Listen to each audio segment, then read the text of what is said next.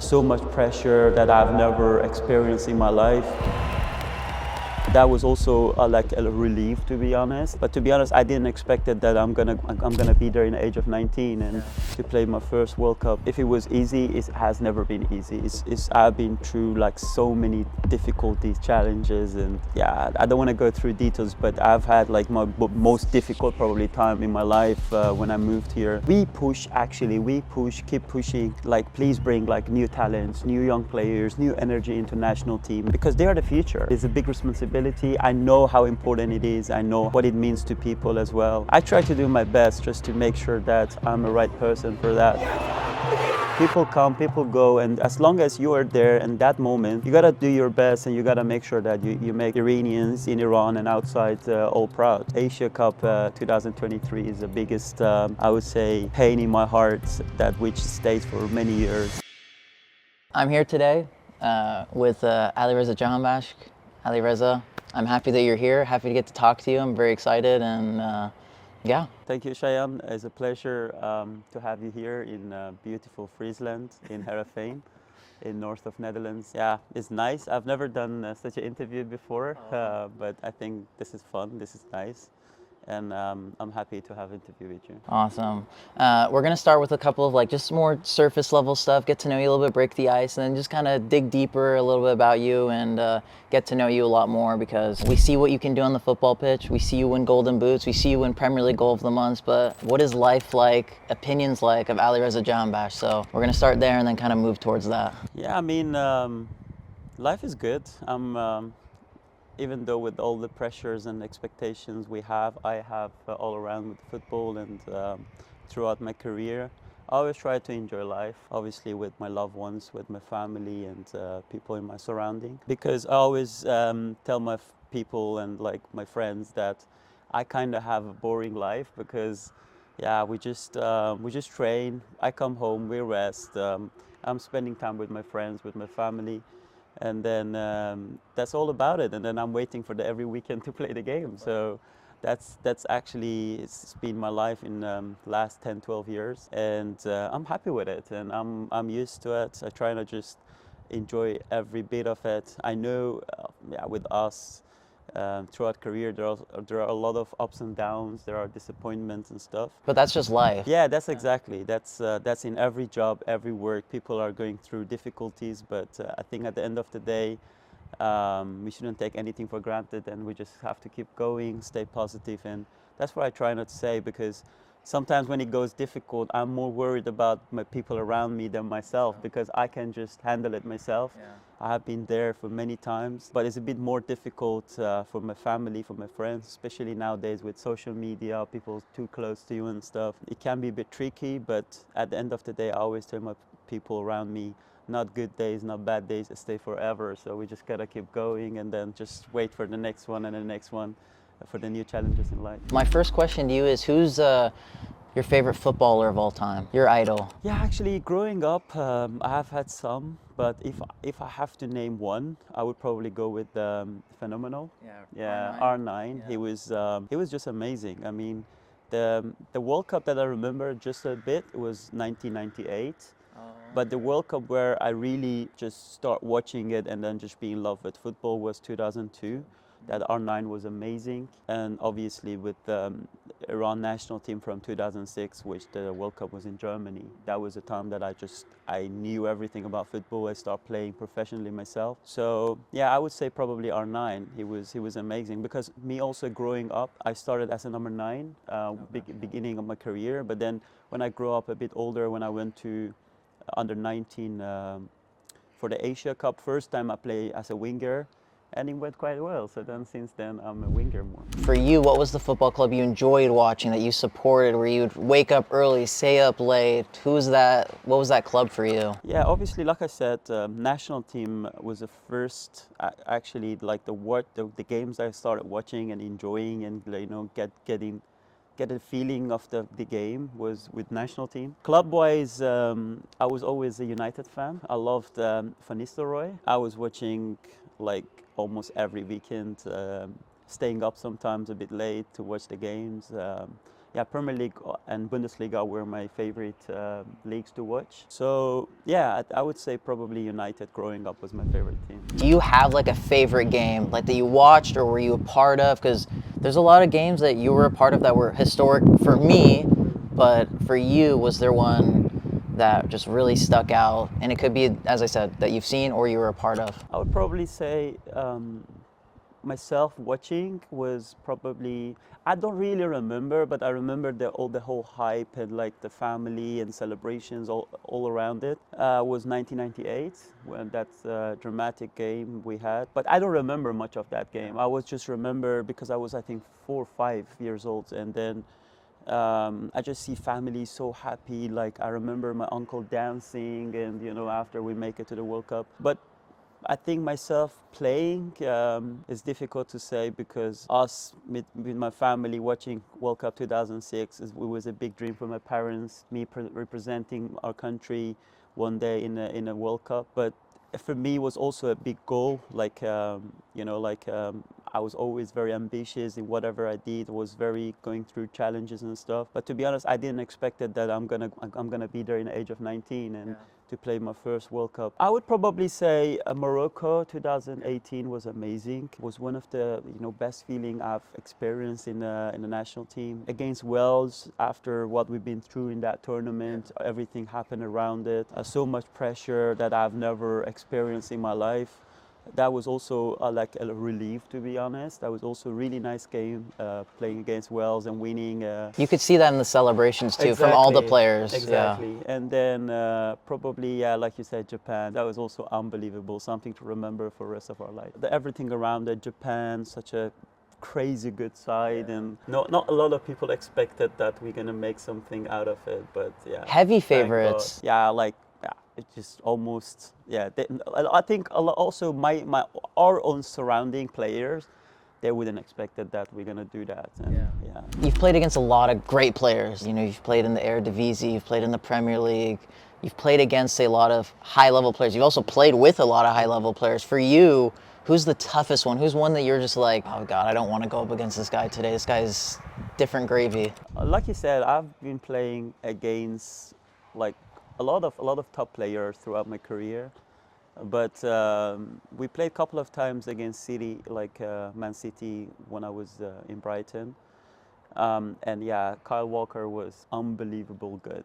Like he was fast, dribbling, also defensively, very smart, decision-wise. Yeah, top player. And you guys kind of butted heads in that FA Cup semi-final. Yeah. If I was a bit more smart, I would have probably get a red card for him. He really touched me with, like we went head-to-head and really touched my nose. I mean, I'm from North, so we got a big nose as well.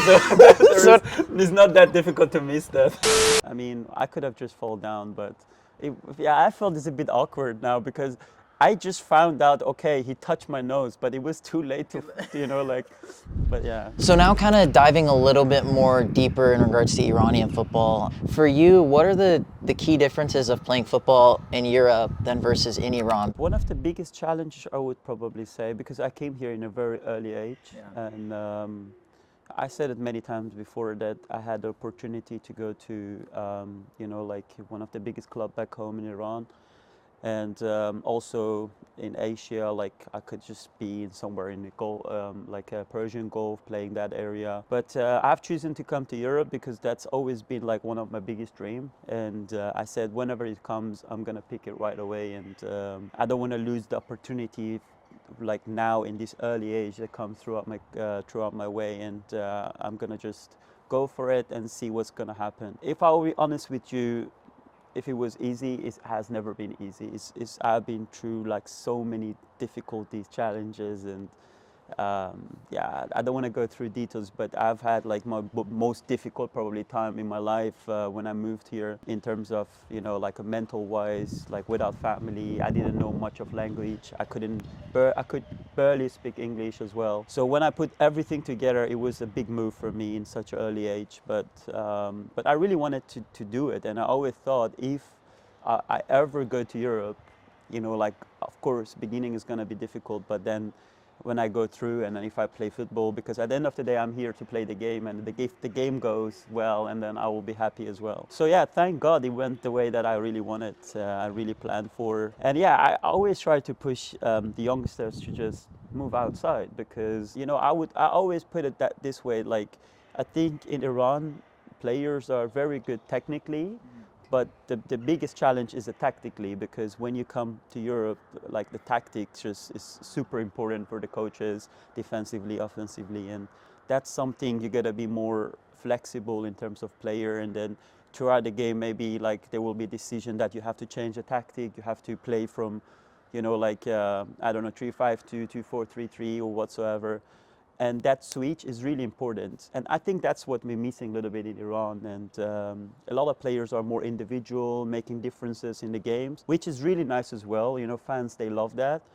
But nowadays, I would say football is more collectively, and that's quite important. So that's the challenge I had as well when I came here. But then once the time goes on, I was getting more used to the environment, and then I tried to just put myself into, you know, better situation in terms of tactics and the team. So I would probably say that's the most or biggest challenge that we have as Iranian players coming to Europe. What does it mean to you to be the captain of the Iranian national team? That part is really difficult to explain and to express my feeling, because I get this question quite often, that how does it feel to represent your country at the first place and then just being the captain. And I would say like a biggest responsibility, especially now in Iran with the whole situation inside and outside the field. And I've never been really looking forward, pushing, forcing for it. I just let the time go, and whatever happens, I would take it in a good way. And yeah, now already 2-3 years that I have the honor to wear the captain band, but yeah, like I said, it's a big responsibility. I know how important it is. I know what it means to people as well. I try to do my best just to make sure that I'm the right person for that. But we have also some other players who are there for many years now, and they can also wear the captain band. Great guys, amazing football players, and most importantly, like they are very good friend of me as well. So that has never been an issue, like who is wearing the captain band. But whenever I do it, I will do it with honor, and I will do my best to make sure that I'm the right person for that. One of the things has always been important for me, because I've been there myself, and then I know how difficult it is when you come in as a young player, especially with the national team, the expectations, the pressure, and you gotta perform. And that's what I try to do. I mean, since I have the opportunity to you know, to have that responsibility, I always try to just make best out of especially young players who come in. And there is, you know, like the rumors and I would probably call it chit chat, like going around that, you know, like the older players or the more experienced players, they don't want new players come in or young players come in, and it's never a case. We push, keep pushing. Like please bring like new talents, new young players, new energy into national team, and because they are the future. And we were there ourselves, and then we came in, they opened the door for us, they let us just get in and then perform, and then make sure we are there and we can, you know, just be as important as the other players. And now it's the other way around, and then one day we go, and then they're gonna be the more, that cycle, you know, keeps the continuing. cycle keeps continuing. And I always said, like, the national team doesn't belong to anyone. People come, people go, and as long as you are there in that moment, you gotta do your best, and you gotta make sure that you make Iranians in Iran and outside all proud. That's what I try to do, to be honest. And I think that's also one of the most important and probably the biggest responsibility that I would probably say we have, to, you know, help the youngsters to come in, to feel free, to feel comfortable, to get their chance, so then they can perform better for our national team. You know, me growing up watching the players, I mean, like, we had an amazing, you know, time in around 70s. We won Asia Cup. Yes. We won, you know, we did a lot of good things, but unfortunately I wasn't there. But then the 90s, we had an amazing generation. Yes. As well. I wasn't only watching them playing, but I was also watching their behaviors, you know, how they behave on and off the pitch. And I was watching all the captains, what they do on the pitch, how they, you know, organize the team, and how they, you know, like, represent our country in a different tournaments. So I was looking always to the details, and then we came a bit further in 2000s, and then after 2010, we had some amazing captains in the national team, and I was always watching them, and I was always thinking, in case if it ever happened one day, then I know, and I try to do my best to be the right person for that. And so then it's been there, and then now it's our turn, and then our turn is going to be to, you know, like the people after us. So, like I said, being Iran's you know, captain or one of the experienced players is is a big responsibility, and the pressure. I would say, I always tell my teammates here in Europe throughout the years. I always tell them, you cannot imagine how much pressure players have, because you know, people live with football in Iran, and they have high expectations because they understand people have opinion about football everywhere. But it's just nice. I'm enjoying every bit of it, to be honest. You're at a point in your career, you know, you're in your 30s now. What are kind of those ambitions? You've done a lot, you've achieved a lot of heights, you've had a lot of lows, but at this point, now what are your goals? Funny enough, I get that question a lot recently, especially because I'm running out of my contract in summer, and a lot of people asking me what will be next. Personally, I would like to stay longer in Europe. I mean, I always said that the financial thing has never been my first, second, and third option. I've tried to show it throughout the years, and yeah, especially like the last 2 years, I've had some very good offers from, you know, from Middle East, from you know, like US. Mexico, different countries, but you know, at the end there was something just telling me that I can just still keep pushing in Europe and staying in high level. It's sad to say, but I'm now in my 30s, so I have to make decision on that. I've got probably a good couple of years until end of my career. Firstly, I want to enjoy it. I want to make the best out of it. But like I said, my personal wish is to stay as long as possible in Europe.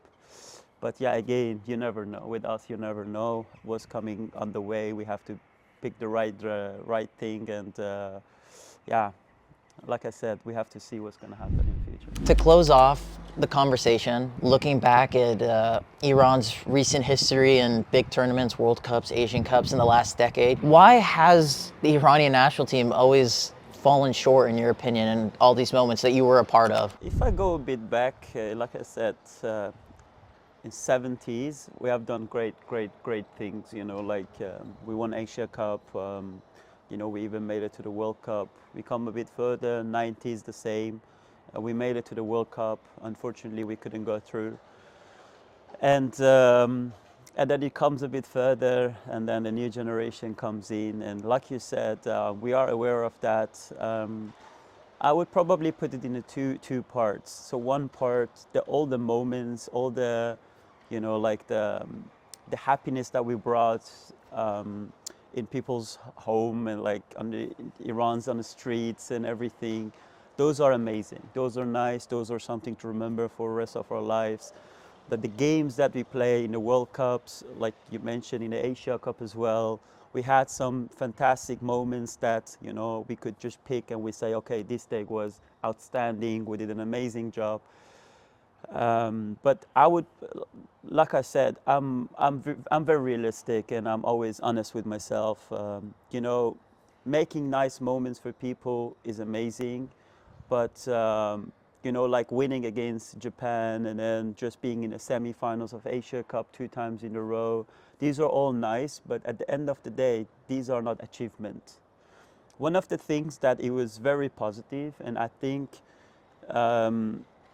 people a little bit underestimate that, is like we making to the World Cup 4 times in a row, where we always, not struggled, but it was a bit difficult always for us to be there. And that's one of the things that I would say probably it shines a bit more with tournaments and all the performances we had over the years. But like you said, we always came short. I mean, 2014 we had an amazing, you know, tournament. You know, but then we went out in Asia Cup. I would say probably was it quarterfinal, I think, 2018 against you know, all of us, we were on top of our performances, amazing games, but then we came short again with 1 point. We didn't make it through. Semi-final, we lost against Japan, which was also a fantastic side, to be honest. 2022 World Cup was very different, I would say. There was a lot outside the football happening, and that affects us, but other than that, I think I was very confident that we could make something out of that tournament. Unfortunately, it didn't happen. And for me, that I always keep saying, since we are out of that tournament, Asia Cup 2023 is the biggest, I would say, pain in my heart, that which stays for many years. I still sometimes have a nightmare about it, and I still think about it, that moments that we gave away, and I don't think if it ever goes away from my head, because that's the time that, especially after the performance we put in against Japan, I was very, very confident that we're going to make something out of this tournament, and we had a big chance. And with all the respect to Qatar, if you play 10 times, I think we have a bigger chance to win at least 9 times, like I said, with all the respect. But in the time that we had to be there, we had to win, we had to perform. Unfortunately, it didn't happen. So like I said, with all the respect to all the generations that I always talk highly about them, I think we could have done something very special. But like I said, it didn't happen. If we have a time to do that again, I really hope so. I really hope that in the near future we can make something out of it, and you know, do something special, something unique. But like I said, football is not predictable. We don't know what's going to happen. But like I said, we always been there. We always did our best. That's the only thing that I always keep saying. That's the one thing that I can promise, especially now that I'm, you know, like walking as a first to the pitch and representing our country as a captain of national team. One thing I can promise, that every single person in the national team, they always do their best. There is nothing less than that, and we always want to just make best out of our games, and we want to make our people proud. And like I said, we know what it meant to be Iran national team player, and how important it is for people. So we always do our best. Unfortunately, a lot of times we came short, but hopefully in the near future we can do something unique to make our people everywhere in the world happy. If you want the chance to win a signed Alireza Jahanbakhsh jersey, make sure to check out my Instagram post linked down in the description. Head over to that post and make sure you are following me, like it, and drop a comment. And that's all you have to do to be entered. So make sure to go do that, and the winner will be announced in about 2 weeks' time.